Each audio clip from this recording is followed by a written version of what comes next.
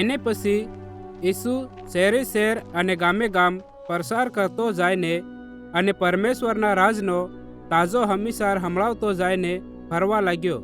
અને વયા ઈસુના 12 ચેલા એને હાથે હતા અને થોડીક બગેરી સુધી હતી જે ભૂતળેથી અને બીમારીથી છોડાવેલી હતી. અને આ વયે હે મરિયમ જે મગદલા ગામની હતી જેને મહા હાથ ભૂત કાઢ્યા હતા. અને હેરોદેસ રાજાના ખજાનસીની બગેર યોઅન્ના અને સુસનના અને ઘણી બધી બીજી બગેરે એ પોતાની મિલકત થકી ઈસુ અને એના શેલાની મદદ કરતી હતી.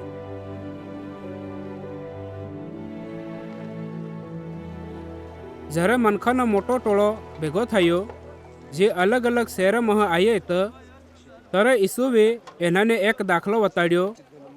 એક ખેડૂત પોતાના ખેતરમાં કંઈક બી વાવવા હારું નીકળ્યો. વાવતી વખતે થોડુંક વાટને મેરે પડ્યું અને કસરાઈ ગયું અને આકાશના ઓલા આવીને એને વેણે ખાઈ ગયા. થોડુંક બાઠાઈ પેર પડ્યું અને ઉગ્યું પણ તર ને મળવાથી હુકાઈ ગયું. થોડુંક ઝાડગીમાં પડ્યું અને ઝાડગી હાથે હાથે વધીને એને દાબી દીધો. થોડુંક બી તાજી જમીનમાં પડ્યું અને ઉગીને 100 ગણું ધાન થયું. એવું કેને ઈસુએ જોરથી ચીસાઈને કીધું, જે મારી વાતે સાંભળવા માંગે હે વહી સાંભળી લે.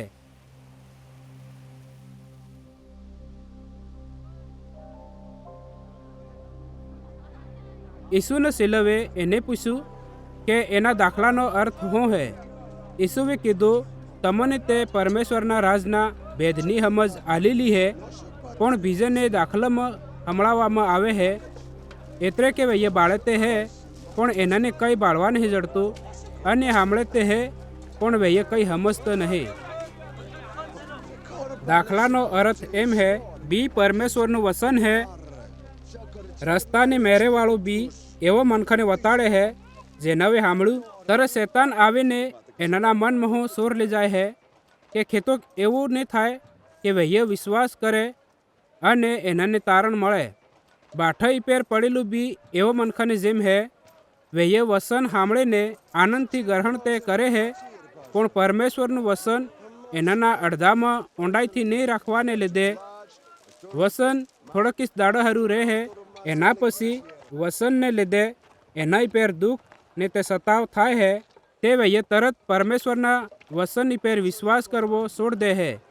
જે બી ઝાડગીમાં પડ્યું વયું એવો મનખાને જેમ હે જે પરમેશ્વરનું વસન સાંભળે હે પણ એના જીવનના બારામાં ચિંતા અને ધનવાન બનવાની આશા અને જીવનના મોજ માયામાં ફસાઈ જાય હે અને વૈય એના કામોને નહીં કરતો જે પરમેશ્વર એનાથી સાહે હે. પણ તાજી જમીનમાં પડ્યું વયું એવો મનખાને જેમ હે જે પરમેશ્વરનું વસન સાંભળીને ભલા અને તાજા મનમાં સંભાળી રાખે હે અને ધારણથી જેમ પરમેશ્વર સાહે હે વયું કામ કરે હે. કોઈ મનક સમની બાળીને ટોપલા હેઠળ નહીં પણ એને ઓસાઈમાં મિલે હે ત્યારે એનેથી ઘેરના બધા મનખાને ઈજવાળું મળે. પરમેશ્વર દરેક એની વાતોને પ્રગટ કરે જેને મનખા હજુ તક નહીં જાણતા. વયો દરેક વાતોની જાણ કરાવ દે હે જે હજુ તક અજણી હે. એટલે હારું ચતુર રહો કે તમો કઈની રીતિ સાંભળો હે. જેને કન સમજવાની આશા હે જે હું હિક આલો હે પરમેશ્વર એને વધાર સમજ આલ હે. પણ જે બી એવું સમજવાની આશા નહીં રાખતો કે હું હિકાડું હે તે એને કન જે સમજ હે પરમેશ્વર એને હોદ્દો એને કન હી લે હે.